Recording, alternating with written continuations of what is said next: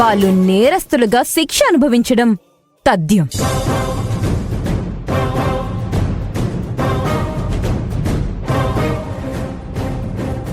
కానీ ఇప్పటికీ ఒక్క అవకాశం ఉంది.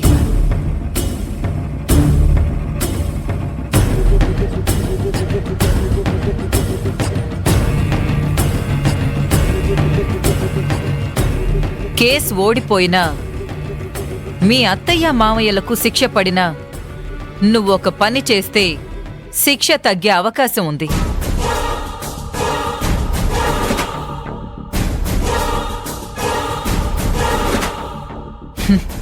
అదేంటంటే వాళ్ళని తప్పు ఒప్పుకుని లొంగిపోమని చెప్పు.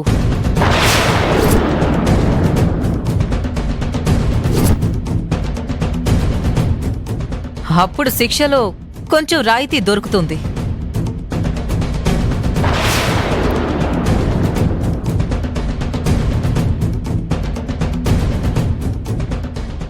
నా తల్లిదండ్రులు తప్పులు చెయ్యరు, తప్పుని సహించరు.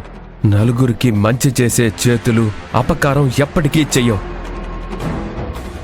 అలాంటిది వాళ్ళు నేరం చేశారని ఎలా ఒప్పుకుంటారు? ఒప్పుకోవాలి రాహుల్, ఎందుకంటే వాళ్ళకి తప్పించుకునే మార్గం లేదు కాబట్టి.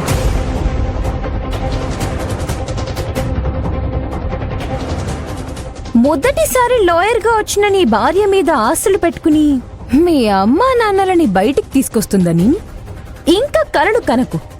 అవి కేవలం కలలు మాత్రమే. నువ్వు నా భార్యని, తన తెలివితేటల్ని తక్కువ అంచనా వేస్తున్నావు కనిష్క. అప్పుడే నువ్వు గెలిచినట్టు కలలు కంటుంది నువ్వు. ఇంకా కేసు ముగియలేదు, అది గుర్తుపెట్టుకో.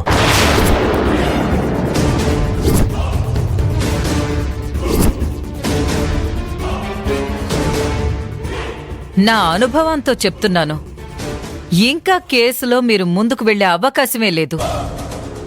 ఒకవేళ అవకాశం ఉన్నా తనకున్న అనుభవం సరిపోదు. మీకున్న అనుభవం నా భార్యకి లేకపోవచ్చు మేడం, కానీ తనకున్న ఆత్మవిశ్వాసం గురించి మీకు తెలీదు.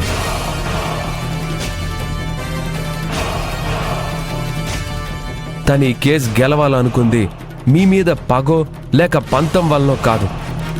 నిర్దోషులైన నా తల్లిదండ్రులు అన్యాయంగా శిక్ష అనుభవించకూడదని.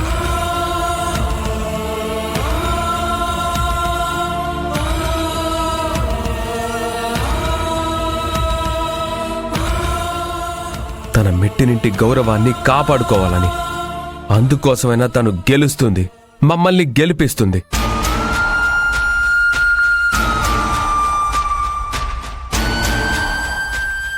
ఏ నేరం చెయ్యని మా అమ్మా నాన్నలను విడిపించి బయటికి తీసుకొస్తుంది.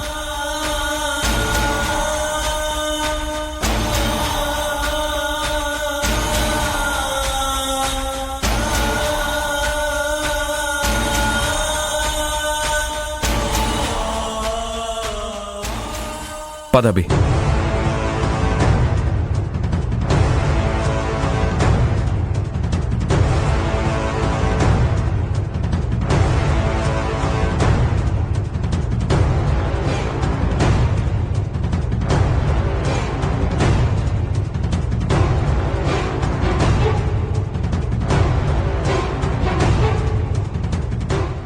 ఏంటి బావా అలా ఉన్నావు?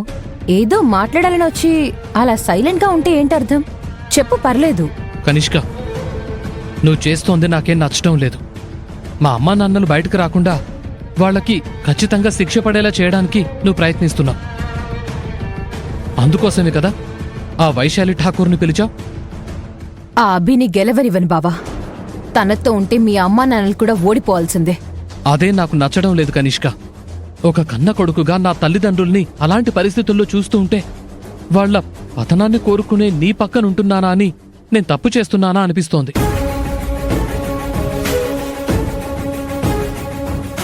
ఒక కొడుకుగా నాకది చాలా బాధ కలిగిస్తుంది. చూడు బావా, ఏ మనిషికైనా తన కోసం ఆలోచించుకునే స్వార్థం ఉండాలి. ఈ రోజుల్లో నిస్వార్థంగా ఉండడం అస్సలు మంచిది కాదు. అంటే తల్లిదండ్రుల దగ్గర కూడా స్వార్థంగా ఉండాలంటావా? ఏ ఒకప్పుడు నీ తల్లిదండ్రులు నీ దగ్గర స్వార్థంగా లేరా? నిన్ను వదిలేసి నీ తమ్ముణ్ణి మాత్రమే వాళ్ళు నెత్తికెక్కించుకోలేదా? వాళ్ళు నిన్ను ఒక పురుగులా చూస్తున్నారని నువ్వు నా దగ్గర బాధపడిన రోజులు మర్చిపోయావా?